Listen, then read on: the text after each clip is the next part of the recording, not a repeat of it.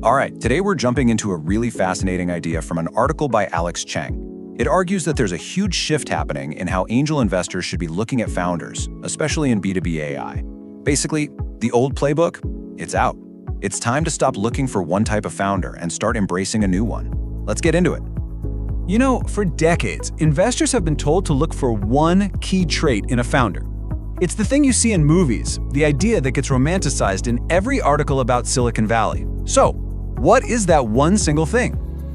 Yep, it's that huge, powerful, world-changing vision.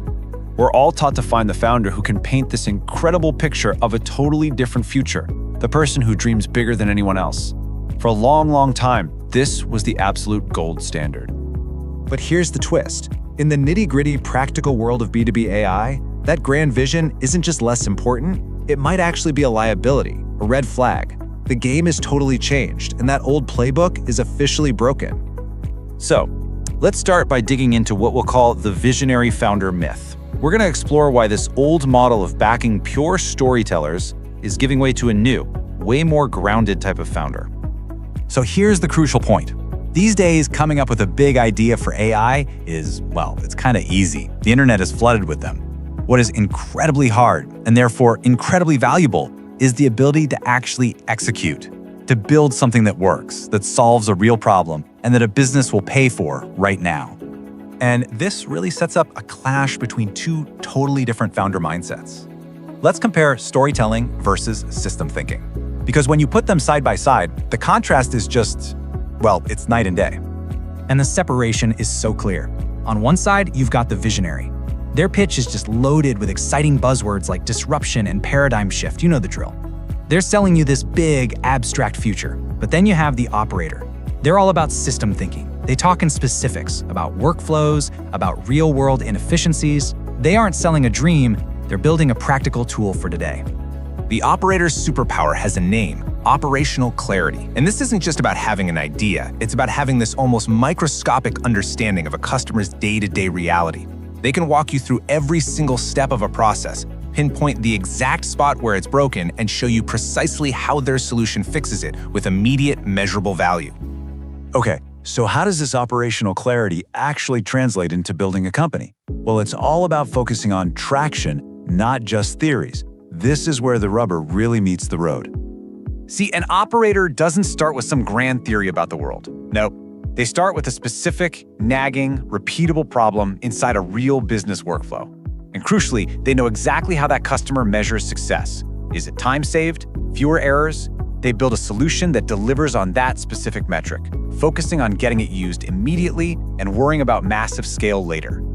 And this quote just absolutely nails the philosophy here. It's not about convincing someone to believe in some future idea. It's about delivering a system that is just undeniably useful from the moment a customer logs in. The value isn't theoretical, it's tangible, and it's immediate. Now, if you're an angel investor, this should be music to your ears. Why? Because this whole approach means you find out so much faster if you're on the right track. You're not just burning through cash on broad experiments, you're using it to solve a known problem for a customer who is ready to pay. That is capital efficiency. So all of this leads to a pretty logical conclusion, right? If the founders are changing, then investors have to change too. It means we need a whole new angel playbook for finding and vetting these operator founders. It really boils down to this. Are you still asking the old questions in your pitch meetings? If you're trying to find a new type of founder using an old set of tools, you're just going to miss the best opportunities. Your entire evaluation process needs an update. And the difference in questioning is huge. The old way is asking, so, what's your grand vision, and how big is the market? The new operator way gets way more specific. Walk me through the workflow. How exactly does your user measure success? The entire conversation shifts from watching a performance to building a practical, problem-solving partnership. Okay, so let's bring it all home. Why does this matter so much for an investor's bottom line? It's simple. Operators win. It's all about reducing your risk and seriously increasing your chances of a meaningful return. And it really comes down to three huge advantages. First, you get faster, more reliable feedback because the founder is just obsessed with the user's actual problem. Second, you burn less money because you're not chasing a dozen different ideas, you're intensely focused on one. And third, you often have a clearer path to an exit because you're building something foundational that a bigger company would need to buy. And that is the ultimate takeaway here. An operator-led company isn't just creating another app or another feature.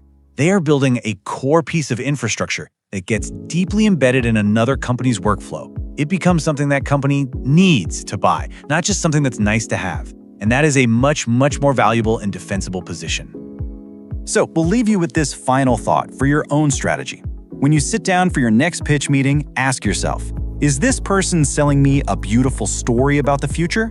Or are they showing me a practical, working system that solves a painful problem today? The answer to that question could be your new edge.